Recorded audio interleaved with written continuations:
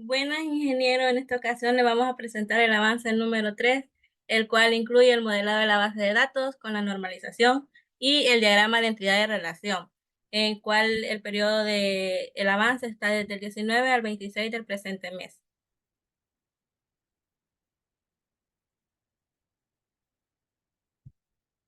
Los integrantes que conforman nuestro grupo son Anderson Steven Castro Segovia, Ángel Isaac Hernández Guzmán, Reina Isabel Méndez Reyes y mi persona Vanessa Mari Pérez Gómez.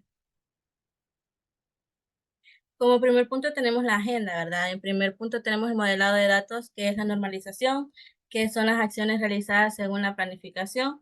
Y como segundo punto tenemos el diagrama de entidad de relación, que será el proceso global.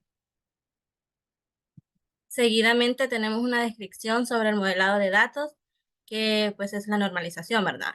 La primera forma normal dice de que todos los valores en cada columna de una tabla son atómicos, no puede haber conjuntos de valores repetidos y cada columna debe tener un nombre único. Por lo tanto, las tablas ya cumplen con la 1NF, ya que no hay conjuntos de valores repetidos y cada valor es atómico. Como segunda forma normal tenemos que cumple con la primera forma normal, ¿verdad? Todos los atributos no clave dependen completamente de la clave primaria y no se observan dependencias parciales en las tablas dadas, por lo tanto ya están con la segunda norma formal aplicada. Luego tenemos la tercera forma normal, que cumple con la 2NF, ¿verdad? No hay dependencias transitivas. Si A depende de B y B depende de C, entonces A no debe de depender de C. Vamos a analizar las tablas para identificar y resolver cualquier dependencia transitiva. Tenemos, por ejemplo, la tabla de empleados. Tenemos como primer punto el ID de departamentos, el cual determina nombre y descripción de departamentos. Y tenemos el ID cargo, que determina el nombre y la descripción de los cargos. Para resolver estas dependencias transitivas, creamos nuevas tablas. En la tabla de departamentos tenemos el ID departamento, que sería la clave primaria. Seguidamente tenemos el nombre y como tercer campo tenemos la descripción.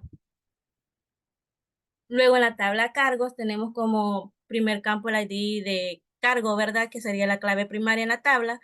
Luego tenemos el nombre y seguida la descripción. En la tabla empleados se vería de la siguiente manera.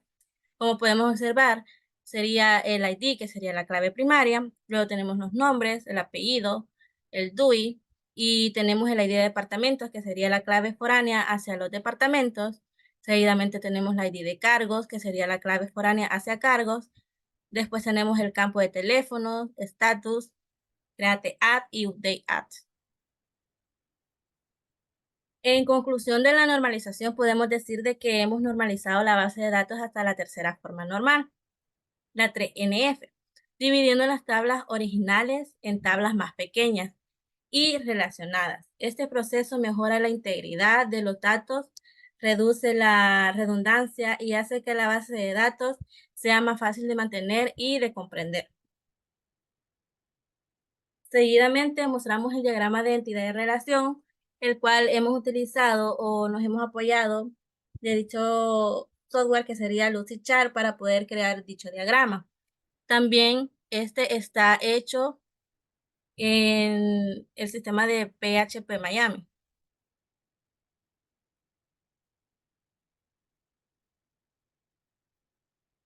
A continuación, lo que vamos a hacer es dar una breve descripción de las tablas que hemos trabajado. Tenemos como primer punto la tabla de cargos.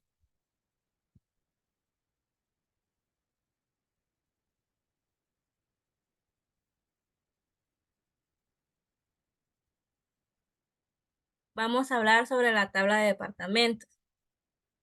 La tabla de departamentos contiene información sobre los departamentos dentro de las organizaciones. En el primer campo tenemos el ID, que es el identificador único del departamento, es decir, la clave primaria. Seguidamente tenemos el nombre, el cual vamos a colocar el nombre del departamento. La descripción, que sería de igual forma la descripción del departamento. Tenemos también el estatus, que sería el estado del departamento, ya sea activo o inactivo. Y tenemos el create, add y el update, que serían los campos de fecha y hora para el registro de la creación y la actualización. Seguidamente tenemos la tabla de cargos, que esta sería para almacenar la información sobre los cargos que pueden tener los empleados en la organización. Los campos que contiene dicha tabla sería el ID, que es el identificador único del cargo, ¿verdad? Que sería la clave primaria. Seguidamente tenemos el nombre, que en el colocaríamos el nombre del cargo a realizar. Luego la descripción, que valga la redundancia, sería la descripción del cargo que se le asignaría. Tenemos el estatus para ver si el estado del cargo está activo o inactivo. Y de igual forma que tenemos el create y el update, que sería para los campos de la fecha y hora para el registro de la creación y la actualización. Tenemos la tercera tabla, que sería la tabla de empleados. En la tabla de empleados vamos a almacenar los datos de los empleados de dicha organización, ¿verdad? Como su nombre lo dice. Esta está compuesta por los siguientes campos, que sería el ID, dándole un identificador único al empleado, teniendo como clave primaria. Luego tenemos los nombres y los apellidos, que pues serían los nombres y el apellido, ¿verdad? Del empleado que se está registrando. Luego tenemos el DUI, que sería el documento o el número de documento único de identidad del empleado. Aquí extraemos el ID del departamento, que sería la clave foránea que hace referencia al departamento al que pertenece dicho empleado. Y tenemos también el ID de cargo, que sería la clave foránea que hace referencia al cargo que ocupa dicho empleado. Luego tenemos el teléfono, que sería el número del empleado que se está registrando. Luego el estatus, si el empleado se encuentra activo o inactivo en dicha empresa. Y el create y el update, igual forma que sería para los campos de la fecha y hora para registrar la creación y la actualización de dicho empleado, ¿verdad? O cambio que se pueda hacer. Luego tenemos la siguiente tabla, que sería el fail jobs,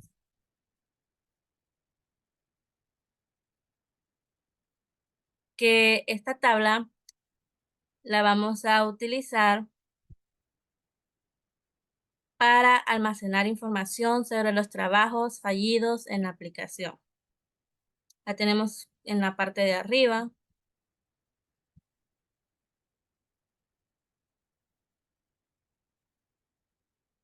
Ahí la encontramos. Dicha tabla posee los siguientes campos. Sería el ID de igual forma, ¿verdad? Que es el identificador único del trabajo fallido, que va a llevar la clave primaria. Luego tenemos el UUID, que sería el identificador único universal del trabajo fallido. Como tercer campo tenemos la de connection, que sería el tipo de conexión utilizada para el trabajo. Luego tenemos el QUEUE, que sería la cola en la que se encoló el trabajo. Luego tenemos el pilot, que serían los datos del trabajo. Tenemos el siguiente campo, que sería la de sección, que serían los datos de la sección generada. Y el file at, que sería la fecha y la hora en la que falló dicho trabajo. En la siguiente tabla que explicaremos sería la de incidencias. La de incidencias nos va a servir para registrar las incidencias reportadas por los usuarios. Esta tabla contiene los campos de igual forma del ID, ¿verdad? Que sería el identificador único de la incidencia generada, que de igual forma va a llevar la clave primaria. Luego extraemos el ID de tipo de incidencia, que sería la clave foránea que hace referencia al tipo de incidencia reportada. Seguidamente tenemos la descripción, en la cual vamos a colocar una descripción detallada, como dice la palabra, ¿verdad? De dicha incidencia. Luego tenemos el ID usuario, que sería la clave foránea que hace referencia al usuario que reportó la incidencia, que más adelante vamos a explicar esas tablas. Luego tenemos la imagen, que sería la ruta o nombre de archivo de la imagen adjunta a la incidencia. Tenemos el estatus de la resolución, que sería el estado de resolución de la incidencia. Tenemos también el apartado de estatus, que sería el estado de la incidencia, ¿verdad? Si se encuentra activa o inactiva. Y tenemos el create y el update, que serían los campos de fecha y horas para el registro de la creación y actualización. Tenemos la siguiente tabla, que sería la de migration. En dicha tabla la vamos a utilizar o es utilizada por Laravel para registrar las migraciones de la base de datos. Esta tabla cuenta con los siguientes campos, que sería el ID, de igual forma llevaría la clave primaria, y nos va a servir para identificar el ID único de migración, ¿verdad? Luego tenemos el migration, que sería el nombre de la migración, y el batch, que sería el número del lote de migración. Como séptima tabla, tenemos el password reset, la cual vamos a utilizarla para almacenar los tokens de reinicio de contraseña. Esta tabla posee los siguientes tres campos. Sería el email, que sería el correo electrónico del usuario, el token, que nos va a funcionar como token de reinicio de contraseña, y el create, que sería la fecha y hora en la que se creó el token, para poder realizar nuestro cambio de contraseña.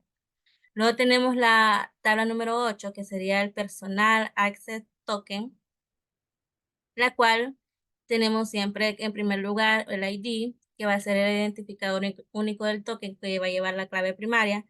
Luego tenemos el token name, tip y el token name ID, que va a ser el tipo y ID del objeto al que pertenece el token. Tenemos el name, que pues por el nombre, ¿verdad? Sabemos que nos referimos al nombre del token. El token será el token en sí. El ability serían las habilidades asociadas al token. Y el lax used at, que sería la fecha y hora de la última actualización del token. Y por último tenemos los dos campos, que serían create y el day, que sería siempre la de la fecha y la hora de la última actualización para el registro y creación de dicho token, ¿verdad? Luego tenemos en la tabla número 9 las retroalimentaciones. Esta tabla la vamos a utilizar para almacenar las retroalimentaciones sobre la resolución de las incidencias. Lleva por campo el ID, que va a ser el identificador único de la retroalimentación, y le vamos a asignar la clave primaria, perdón. Luego tenemos el ID de incidencia, que sería la clave foránea, que hace referencia a la incidencia asociada. En tercer campo tenemos el ID de usuario de resolución, el cual siempre será una clave foránea, ¿verdad? Que hace referencia al usuario que resolvió la incidencia.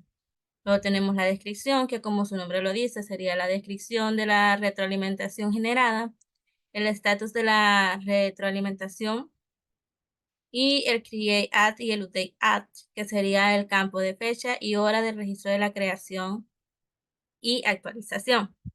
Luego tenemos la tabla de tipos de incidencias. Esta tabla va a contener información sobre los diferentes tipos de incidencia. En primer campo tenemos el ID, que sería el identificador único del tipo de incidencia. Le vamos a asignar la clave primaria. El nombre, que sería pues el nombre del tipo de incidencia, ¿verdad? La descripción, de igual forma como su nombre lo dice, vamos a describir la incidencia que se está registrando. El estatus, que sería el estado del tipo de incidencia, si se encuentra activa o inactiva. Y el create at y el update at, que serían los campos de fecha y hora para el registro y creación de las actualizaciones. Luego tenemos la tabla de tokens users. En esta vamos a almacenar los tokens asociados a los usuarios. Tenemos como primer campo el ID, de igual forma que va a ser el identificador único del token, asignándole la clave primaria. Luego tenemos el ID de usuario, que sería la clave foránea que hace referencia al usuario asociado al token. El token, que sería el token en sí. Luego tenemos el campo de status, que sería el estado del token. Y tenemos también los campos de create at y update at, que serían los campos de fecha y hora para el registro de la creación y la actualización de dicho token. Por último, tenemos la tabla de users, la cual contiene información de los usuarios de la aplicación. Esta posee el campo de ID, que sería el identificador único del usuario, asignándole también la clave primaria. Luego tenemos el name, que sería pues el nombre del usuario, ¿verdad? Vamos a pedir el email, que sería el correo electrónico del usuario. Vamos también a pedir el email verified at, que sería la fecha y hora en que se verificó el correo electrónico del usuario. También vamos a pedir el password, que sería la contraseña de dicho usuario. El ID empleado, que vamos a extraer como clave foránea, que hace referencia al empleado asociado a dicho usuario. Tenemos también el is admin, que sería el indicador de si el usuario es administrador o no. Tenemos el campo de estatus, que sería el estado del usuario, si este se encuentra activo o inactivo para dicha actividad. También tenemos el Remember Token, que sería el token de recuerdo para inicio de sesión del usuario. Y el Create Add y el Update Add, que serían de igual forma los campos de la fecha y la hora para el registro de la creación y actualización. Por el momento, este sería nuestro avance ya número 3 y agradecemos por su atención prestada.